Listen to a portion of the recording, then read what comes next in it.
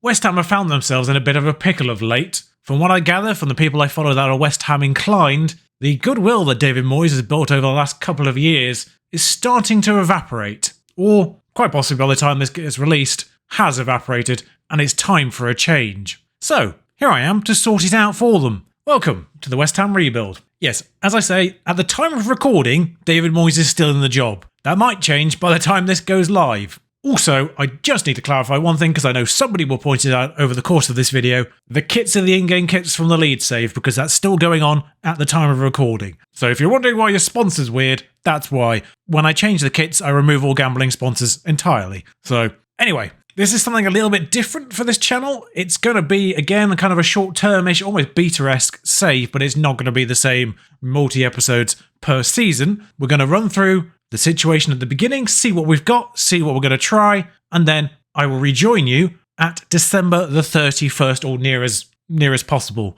and we'll play that game there. We'll see the first half of the season, how it goes, and then there'll be another episode later in the week or soon, depending on how this gets released, that will cover the remainder of the first season, and we'll go from there. This will cover a few seasons, so you'll have a few videos to get your teeth or eyes into, as the case may be. Welcome to West Ham. This page is useful, actually, in fairness, so we will talk on this page. And I will admit, I've not seen West Ham play live as much as I would like to be doing this kind of thing. I catch the Cliff Notes Match of the Day version, but to kind of emphasise my lack of precise West Ham knowledge at this point in time, I was not aware that Vlasic was loaned out. But of course, West Ham do have some major key players. I'm looking at Rice, I'm looking at Skamaka in FM in particular, Paqueta too, of course, and Jared Bowen is a high-level asset in FM too as well. Not having as good of a season as he did last year, but in FM terms, very good. And I imagine also, whilst, again, not having his best of seasons, Souček is very good in the game too. I'm immediately drawn to the back line, where Cresswell is regarded as one of the best centre-backs. Also, Pablo Fornals exists. And this explains the extent of the situation. 5-year plan, end of current season, preferred, it's not required, but preferred, qualify for the Europa League. Challenge for the Europa Conference League. Now, one of those things is not really happening right now, as the time of recording, West Ham are 18th. They are in the round of 16 for the Conference League, as I kind of suspected they would be. If you've not watched my season preview Premier League predictions videos, you'll understand that I kind of agree with this. Almost. I had them in 8th, in a tussle with Newcastle for 7th and 8th, ultimately dipping into 8th, due to focusing on the Conference League and getting European football that way. Everything else has just be competitive. Okay, so first impressions of the squad as a whole. Agard appears to be slightly mugged off as a player. Not quite sure why he's as bad as he is.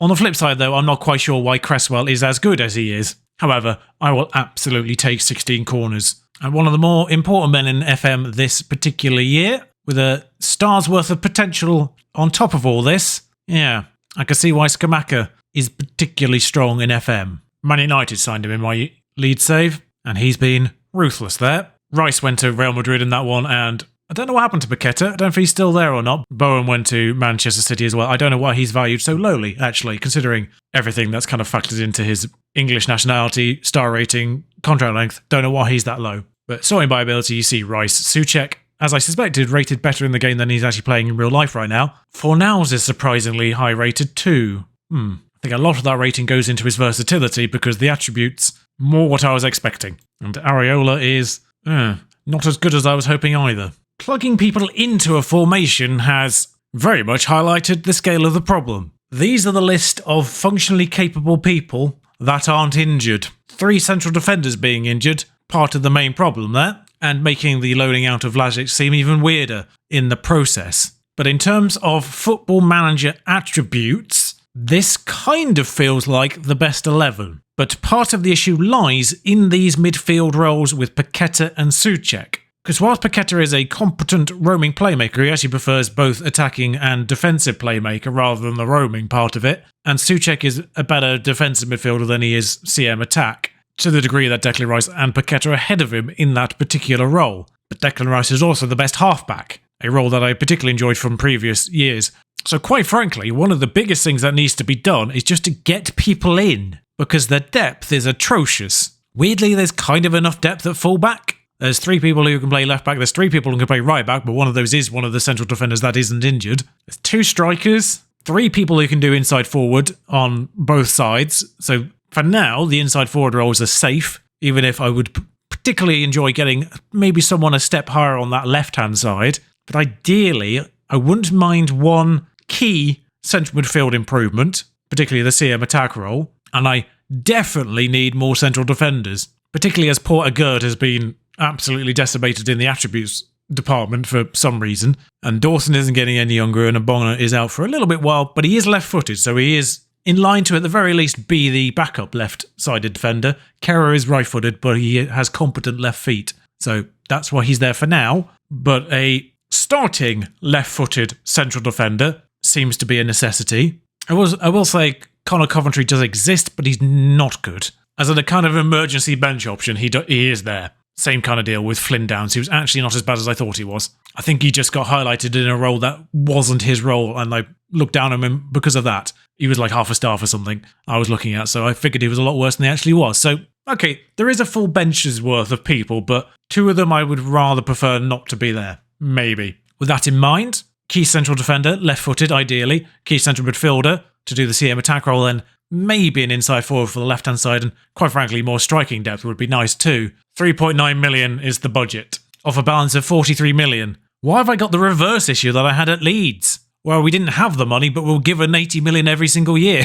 Starting to understand why David struggled. But anyway, I'll see you at the end of December. So there's no easy way to say this. We're 4th. Tell a lie, that was quite easy, actually. But January the 1st, Arsenal on the docket, we're 4th. Aaron Cresswell has the most assists in the league. Harvey Elliott's second. I tried to loan him. That didn't pan out because, like every Premier League low, they want stupid amounts of money for that. Skamaka joint highest player of the matches with Haaland and Neto. Pablo Fornals, the most prolific tackler. Tackling is still stupid and broken. I sold Ogbonna just purely because he was out of contract at the end of the year and I could get some money for him, 1.3 million, the answer to that. One of those players that I wouldn't have minded if he'd gone or stayed, but 1.3 million will take. Certainly wasn't a player that I would have kept beyond the end of his contract in the summer anyway. So he was replaced by Salazar, or should I say preemptively replaced by Salazar. That's what allowed me to do it. And 7 million in the original transfer funds, this was £5 million now. £20 million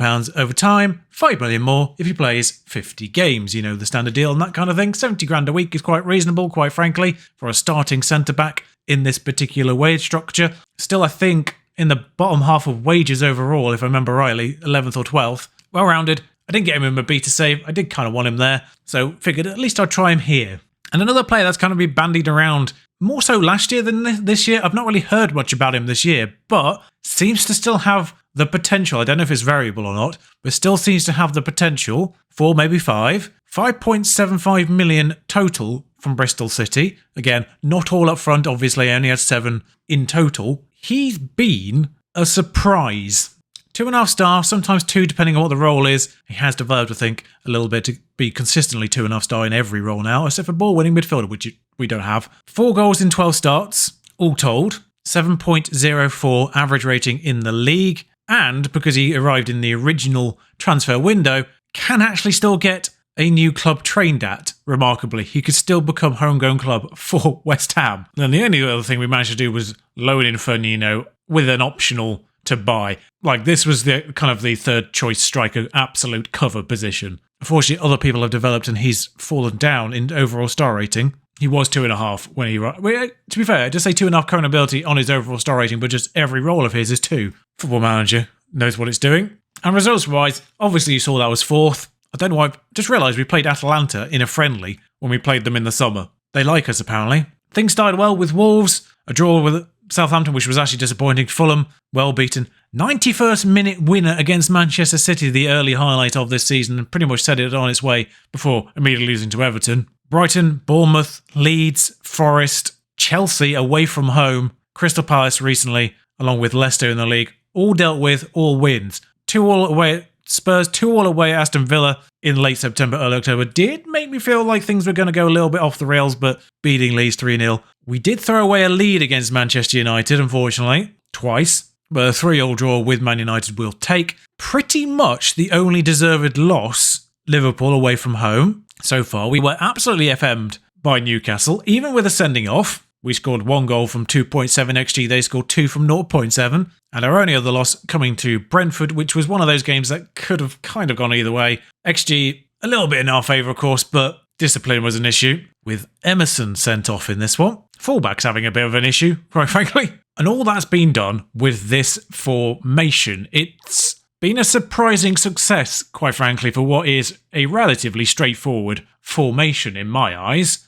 It is a custom gegenpress, very standard 4-3-2-1. I refuse to call it 4-3-3 because they are not strikers. Benrahma started in that role on the left, one else took over, just because he was better over the course of his performances there. Shorter passing, slightly higher tempo, work ball into box, run out defence, and be more expressive is something I have on basically every tactic these days, as is play out of defence. We are passing into space, which is something I feel like is a bit unorthodox in this year's game, because it does lead to overturns of possession, because people don't know how to pass anymore. Distributed centre-backs, counter-press and counter, and just higher lines on both, prevents short goalkeeper distribution, and much more often on the pressing, like I say, like full-on proper gegenpress. The short distribution one is something I'm a little bit hesitant on in this year's FM, just because I feel like it does almost invite their goalkeeper to try and hoover over your defence, which leads to those chances and those goals that you see so often. But it's been okay. But it is Arsenal, and yeah, Declan Rice is suspended and I'm recording this, just to timestamp this, quite frankly. I'm recording this just after Casemiro's been 5 yellow carded his way out of the Arsenal game. Appropriately, here, we're playing Arsenal. The issue with Declan Rice is he's been on a yellow card warning for 3 games, and there sort of comes a point where you're like, well, I can't not play him every game in case he gets that one. Emerson, of course, suspended for that red card, and Fornals again. Fornals weirdly with 5 yellow cards as well. Bowen's on a yellow card warning too. Thankfully, he didn't get his last match either, as is Souček. Like, all of them were on yellow card warnings last match, and you're in that position where you just can't not play all of them. So you just play all of them and hope for the best. But it will be Fabianski, Cresswell, Salazar, Zuma, Kufal, Souček, Paqueta, Scott, Benrahma, Bowen, and Scamacca up front. Scamacca not like the absolute lethal threat he is for Man United in my other previous save that I've done here, where he got that move to Man United, but he has developed a little bit, and he is 13 now in 19 starts, picking up a little bit of late. Kazuma has 5 goals though, and Kufal back from his own 3-match ban for his red card against Newcastle. Just realised I completely ignored the Conference League results. 6 wins from 6 with rotated teams. No fuss there whatsoever. Oh, there's Eddie Nketiah. Friends from another universe. Currently enemies as Saka's got away. What? I don't know what's just opened there, but we've got away with one. As Saka's playing on the wrong side. And he's knackered too already as well. We've definitely maintained our fitness better than Arsenal have going into this. It's been 3 games in a week effectively, so obviously we've had the ability to preserve players and rest players as necessary. The AI obviously not quite as competent in that respect, as this ball's somehow ended up at Cresswell's feet, but they've got it back again and hoofed it as far as Salazar, and it's gone back to Cresswell. So the early parts of that highlight, not massively important, but it's found its way to Bowen on the right, and Ramsdale, good save. The Kufal's red card suspension happened over the World Cup. I've actually not checked who won it, so that's why he's out of match fitness right now. This is his first game where he can be back, I think, but he's also had that World Cup break in between. It's not just ourselves that are bucking the real world trend in regards to results. Wolves are in 6th, but the Wolves always seem to be quite good in FM this year so far, from what I've seen, in the same sense that Brighton always seem to struggle. Also just need to mention that for January, we've been given £40 million. Don't really know why when there's only 18 million in the bank, but we do have 40 million we can spend, and I could have improved that 40 million as Scamacca goes in and Saliba clears. Really thought that was about to be a goal there, but oof, inch perfect tackle from Tomiyasu. I could have increased that budget to 60 million if I said that we were going to change our expectations to Champions League qualification via the league. I've never seen such a big discrepancy by changing expectations. I decided to play it safe because we are already 4th, and Kufal I think has just been injured. He has. We don't have Ben Johnson because he's injured, I think. Again, a lot of... Can I have to take Paqueta off? He's not playing well, he's on a yellow card. I don't appreciate that. I'm not super keen on the fact that Cresswell's booked, but we're probably going to have to persevere there. Not a big fan of taking off one of our best players. As Lanzini stands over this particular corner, Zuma's there. It's hit the post. One of those games, is it? Benrahma chasing back to get that, and highlight over. We'll take a point, though, against Arsenal. Really? We are the better team, though, all things considered. Scamacca on a 6.2 is not fun. Any issue is we don't really have any more midfielders. Connor Coventry and Flynn Downs are not players I necessarily want to bring on, if I can avoid it. 15 minutes to go, I think we'll do Cresswell for Cornet. The Emerson suspension not really helping there either. I think we can probably get away with Flynn Downs for Scott and then flip him with Souček. And Bowen stands over this corner. And it's gone in via Kurzuma. I said he had 5 goals.